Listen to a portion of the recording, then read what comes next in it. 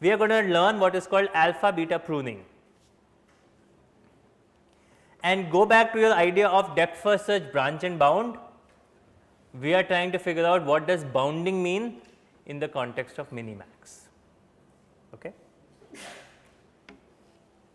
Now, I told you, look at this tree and tell me if there is a node we should not even be evaluating. Is there any node you think is wasteful?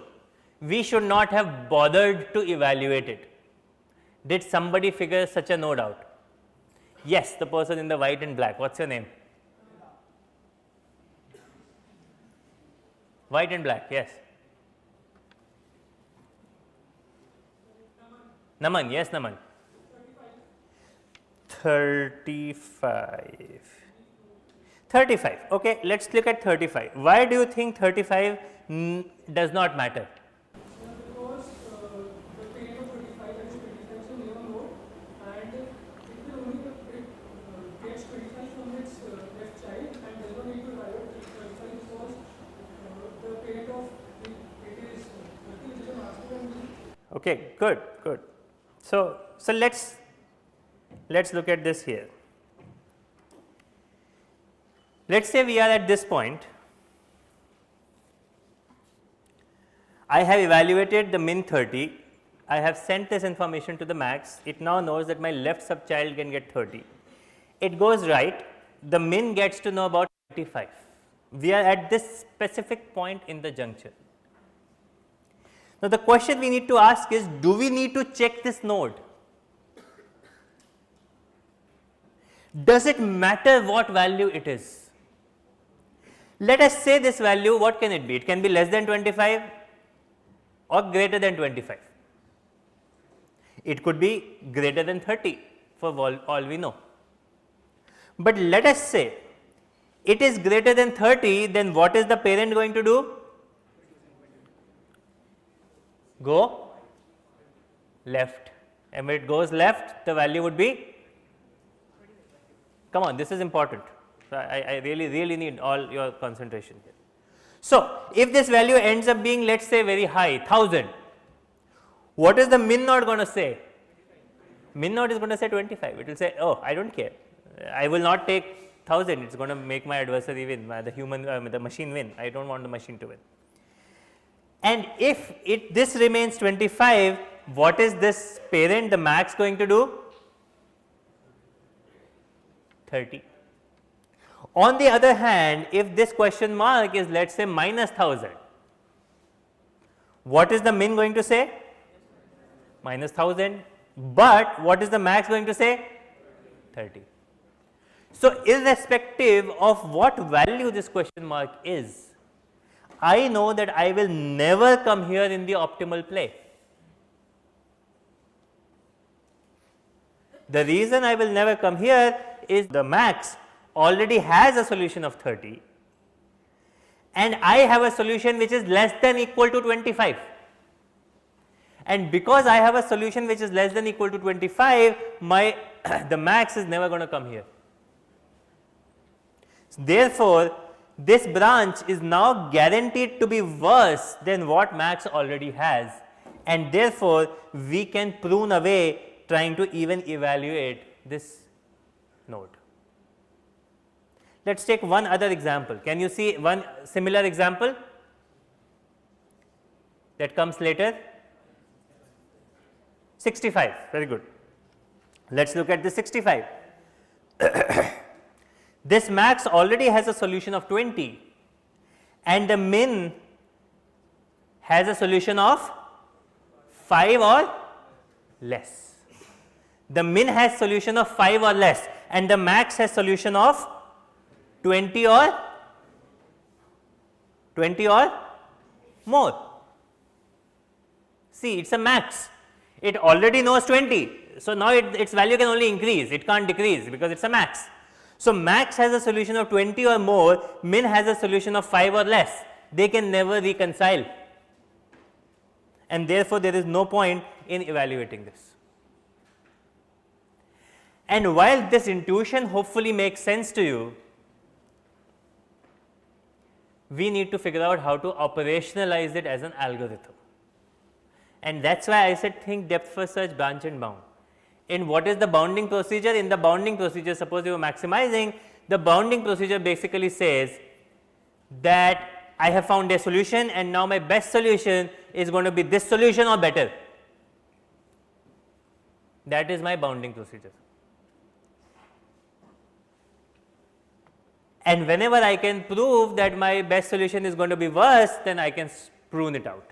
And the same intuition we are going to do, except that we will not just have best and better, we will also have worst and worse, and then we will compare the two, and this particular method will be called alpha beta pruning. So, alpha beta procedure can speed up a depth first minimax search. Alpha is a lower bound on the value that a max node may ultimately be assigned. It is like the value of the max is 20 or higher. So, the 20 would be alpha, and beta would be an upper bound on the value that a minimizing node may be assigned. Like I said, value is 5 or lower. So, beta would be less than equal to 5, beta would be 5, sorry. And whenever alpha is greater than beta, I can prune out, because I know that max will do this or more, min would do this or less. So, therefore, min is no longer or they are no longer compatible, and so I can prune it out. So, this is the main change in the alpha beta procedure. So, this is the min max algorithm, but now what have I said? With every child in the min, I will maintain the beta, which is the min of the beta child, and if alpha is going to be greater than or equal to beta, I am going to prune and just return the child, right. So, let us look at it in the context of an example, and after this example we will continue this in next class. So, I want everybody's concentration for the next 5-7 minutes. This is important. Once we figure this out, you are done. I mean, this is the most interesting part of this game playing chapter. So, theoretically that is. So, initially I know nothing. So, initially my alpha is the worst possible. What is the worst lower bound? Minus infinity. So, alpha is minus infinity. Similarly, my beta is the worst possible, it is the worst upper bound. So, it is infinity, and initially alpha is not greater than or equal to beta. So, everything is fine. Now, as soon as I get 80, I send this information up, but not only do I send this information up, I also change one of alpha beta for this node. What do I change? This is important. It is a min node.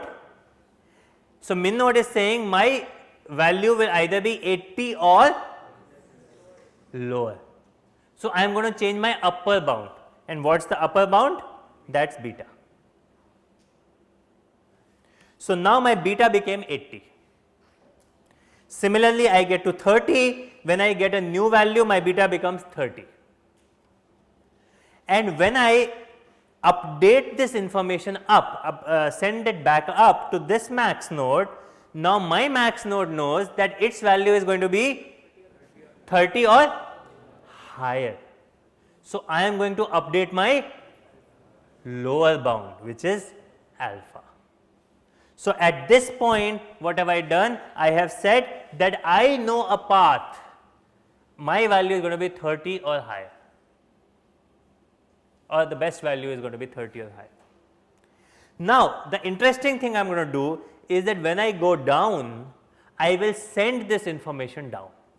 So, when I go down now, my next node also says that its alpha is 30 and its beta is minus infinity, or sorry, its beta is infinity, because it is maintaining this information that up to this path there is some node whose value is 30 or higher, and my value is infinity or lower.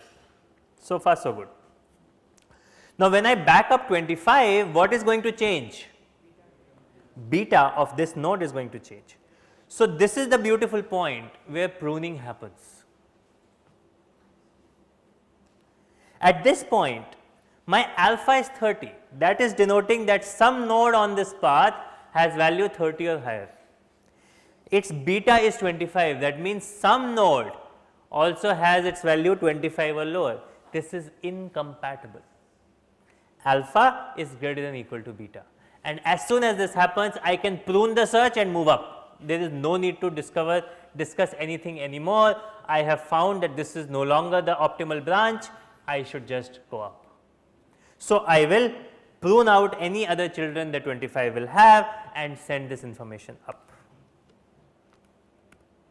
When I send this information up, let us keep going so that you sort of complete this story.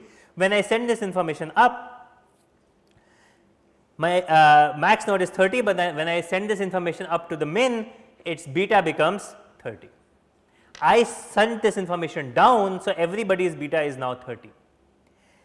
As soon as I get 55, beta remains 30. Then it gets 20, then beta becomes 20. When I send this information up, alpha becomes 20 for the parent node, right. Alpha becomes 20 for the parent node. So, let us say we are here, we have just seen 5. We have just seen 5, so we send this information up. So, my min node becomes 5, and what changes? Beta changes, so beta becomes 5.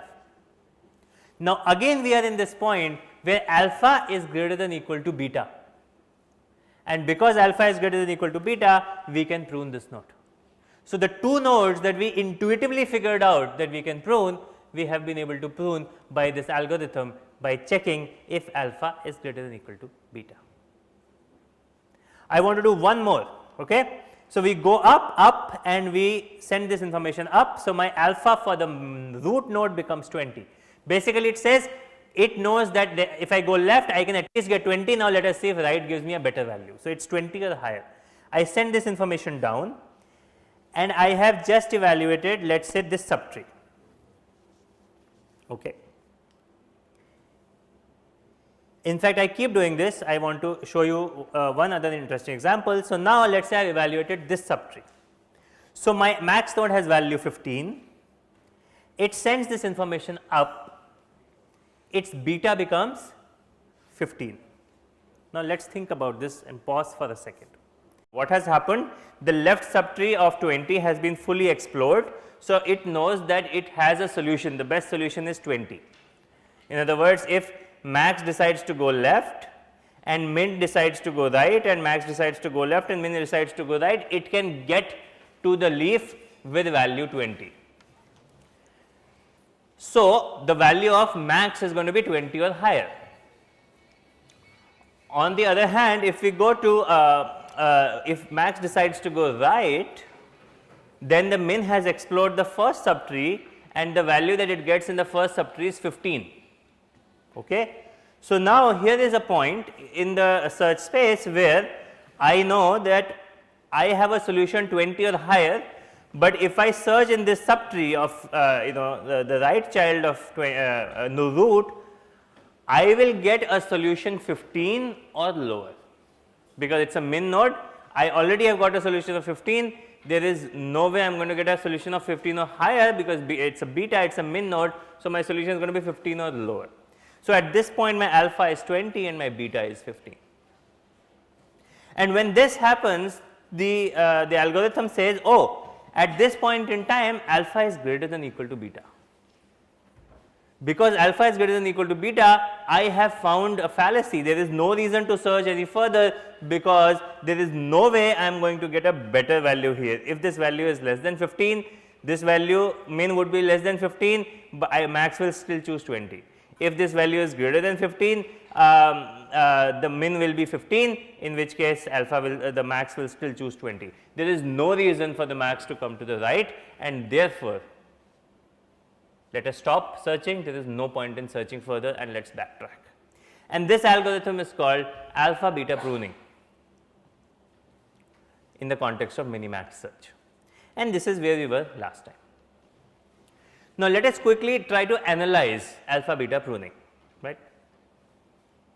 So, the first question I would ask is, would alpha beta pruning always help, or can it be sometimes not useful at all?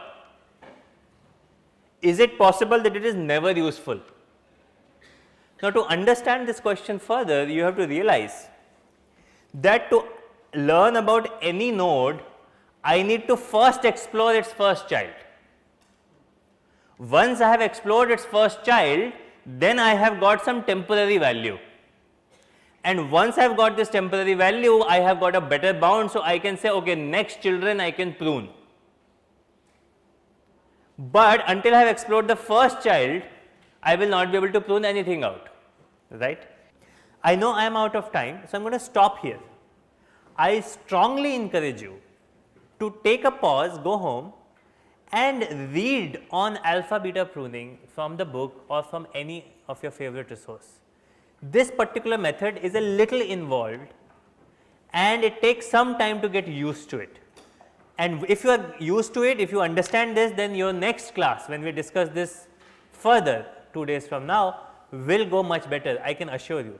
So, it is my request to you that before you come to the next class, please read up on alpha beta pruning and just do some practice, so that you have some intuitions going.